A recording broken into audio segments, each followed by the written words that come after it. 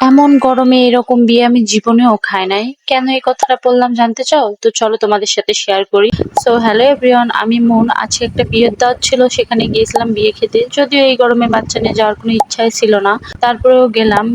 বিয়েটা ছিল আমার শ্বশুরের এক দূর সম্পর্কের আত্মীয়র। আমরা যেখানে বিয়ে খেতে গিয়েছিলাম সেখানের গ্রামটা ছিল একেবারেই অতিরিক্ত গ্রাম্য পরিবেশের। যদিও আমরা শহরে থাকি না, আমরাও গ্রামে থাকি, কিন্তু আমাদের গ্রামের দিকের অবস্থা একটু ভালো। একবারেই মেন রোডের সাইডে আমার বাসা, এই জন্য কখনো মনে হয় না যে গ্রামে থাকি। বিয়ে বাড়ি গিয়ে প্রথমে একটা ঘরে গেলাম, সেখান থেকে রেস্ট নিয়ে খাবার খেতে বসলাম। এখানে খাবার দেওয়া হয়েছিল, সেটা খাচ্ছিলাম। কি যে গরম ছিল, মনে হচ্ছিল বাসায় কখন ফিরবো সেটা চিন্তা করে তারপর খাওয়া দাওয়া করে বের হলাম।